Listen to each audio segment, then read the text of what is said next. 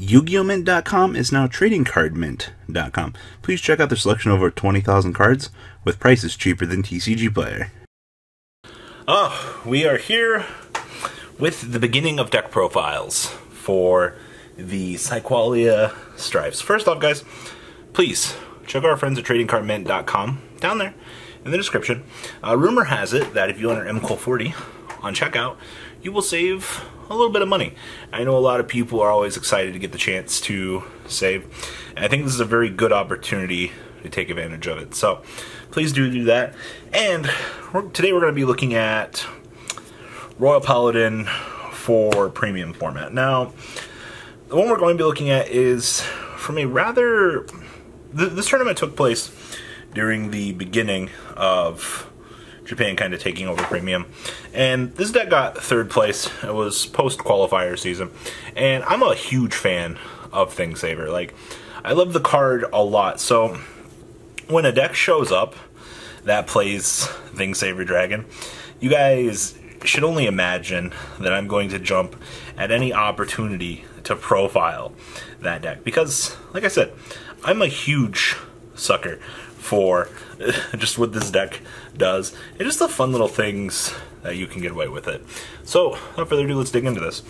Our starter is Wingle Brave. Now, I know a lot of people are between this and the Draw starter, also the one that calls a grade 2 from the deck for Alfred. The thing that you want to do with this is you want to use this to kind of try to get your engines going, make sure that you can get onto that Blaster Dark to make sure that your deck, can do what your deck wants to do.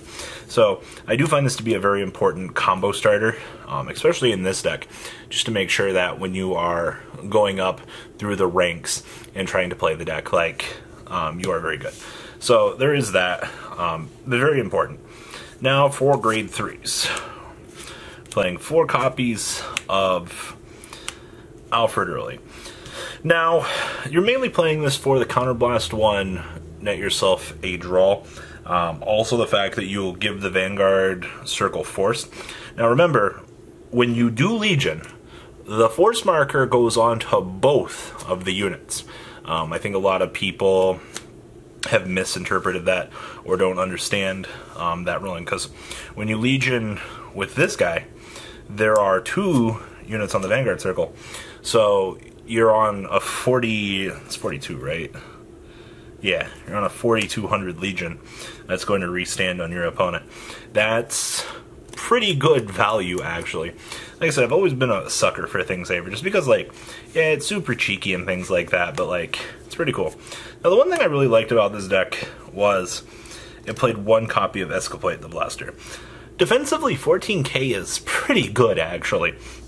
On Ride, yeah, this can contradict with these for the Purging of the Soul, but that's not what we're worried about. What we care about is the fact that he's 14k base. He has Blaster in his name, so if you need a Stride fodder, you can very easily have access to him.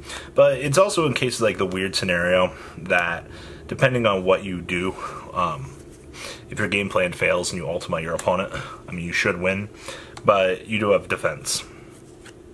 This deck plays 4 copies of Blaster Blade. Now, you can throw down your hand and aggro your opponent. I don't always recommend that, but you do have full access to do so, which is incredibly good. I don't know why you wouldn't. And just make sure, you pull aggro, go what you're going to do. Also, I mean, he's 10k for the defense, which is also pretty good.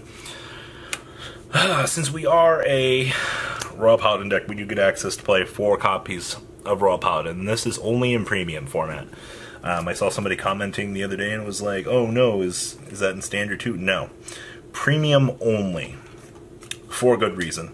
I don't think it would be fair to allow people to get Twin Drive and 10k rushes with crit +1s off of this. Like, you've already got a nightmare headache with this deck, because if it goes right and I get to my Wingle and search this off, you have to deal with a Blaster Dark on the next turn. Also remember, you do have to have a Royal Paladin on Rearguard Circle. If this is your only ride, your triggers are shut off. So, a little bit of a fun fact for people trying to play that.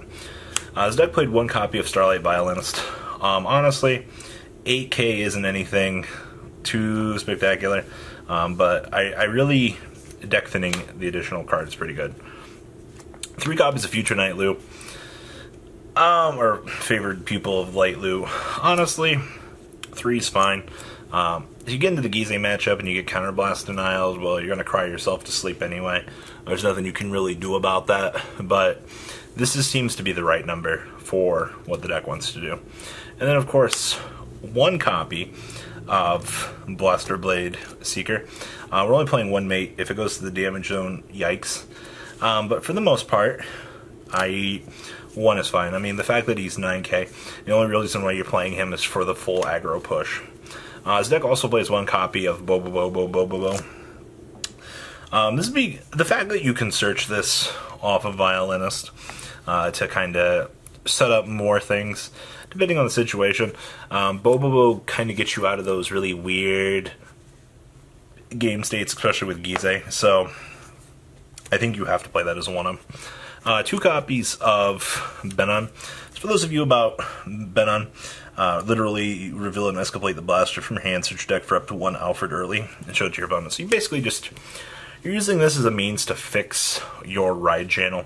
The fact that he's another 10k base is also really good. Also kind of sucks that he's rear guard only for that ability. They didn't want to make these grade 4 searchers too crazy.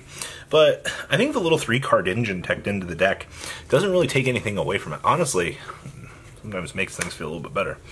Now, we are playing 4 copies of Barkle. Blaster Vanguard, you get the ability to countercharge when you call Blaster Blade in the same column as it. So there's that.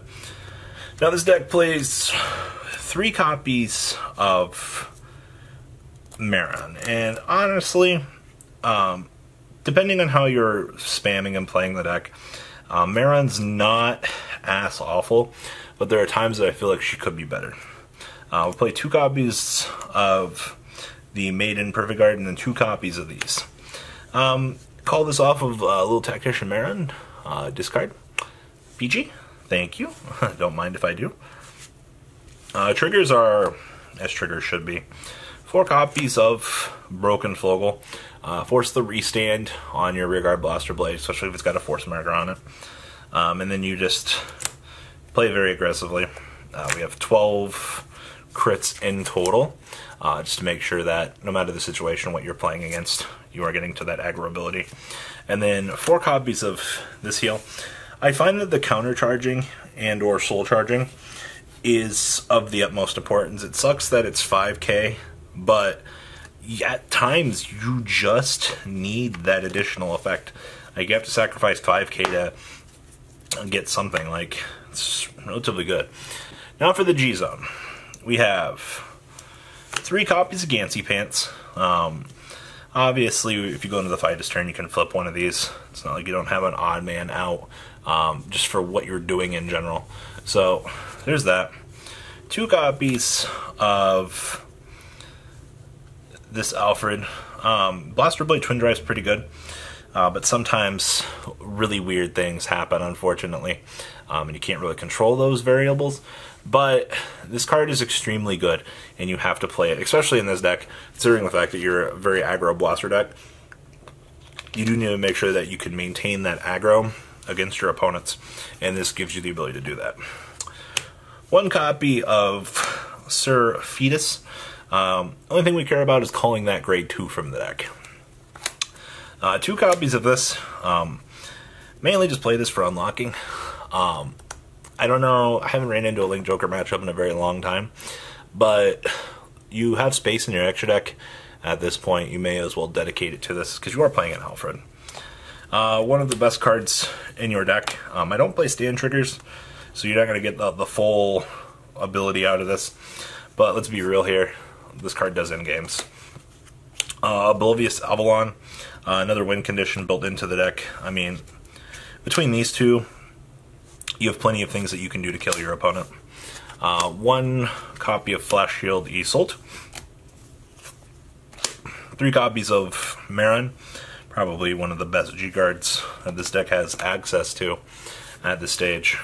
And then 2 copies of Big Doge. So, that is all I have for this deck profile, guys. Honestly, the deck's a lot of fun. Might not be the most competitive variable out there, but I haven't had more fun playing Royal Paladin in a hot minute. So guys, please check out our friends at YugiOhMint.com down below in the description, aka TradingCardMint.com. Yeah, down there in the description. Like I said, please do check them out. And guys, that's all I got for this video. Peace out, guys.